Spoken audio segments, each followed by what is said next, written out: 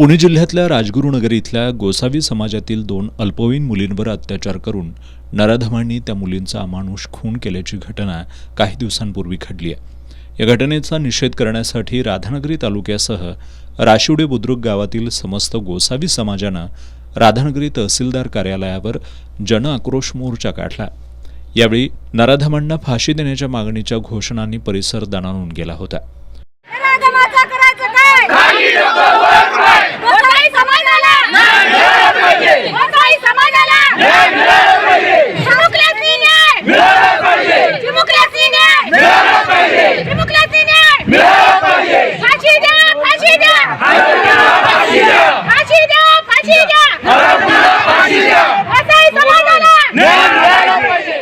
हा मोर्चा राधानगरी तहसीलदार कार्यालयाच्या प्रांगणात आल्यानंतर मोर्चाचं सभेत रूपांतर झालं।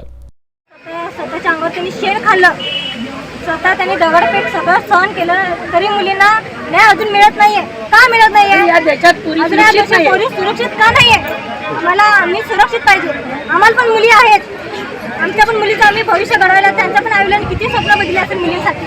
सरकार म्हणती मुली वाचवा, मुली शिकवा म्हणून, आणि असं जर झालं तर मुली पैदा करायचं म्हणतात तर आमच्या बायकाच नाही आता भीती वाटायला लागली। कशी पैदा करायचं? आमचा ओसाळ समाज भटके आहे, तरी सुद्धा या मुलीवर असा अत्याचार मागं कितींदा अत्याचार झालेला आहे, तरी सुद्धा हिच्यावर असं नाही झालं नाही। आता आमची अपेक्षा अशी आहे, तिच्यावर असं कडक न्याय पाहिजे, असला मुस्लिम मध्ये या पाहिजे नाही, तिनं बघून तिची आत्मा कापून जायला पाहिजे।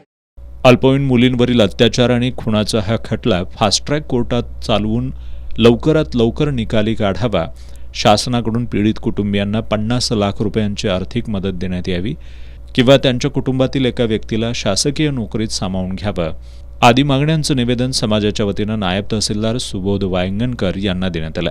या मोर्चाला मनसेचे राजेंद्र चव्हाण आणि भारत मुक्ती मोर्चाच्या पदाधिकाऱ्यांनी पाठिंबा दिला। यावेळी काळूराम गोसावी, प्रकाश गोसावी, हिंदूराव गोसावी, भीमराव गोसावी यांच्यासह गोसावी समाजातील महिला मोठ्या संख्येने उपस्थित होत्या।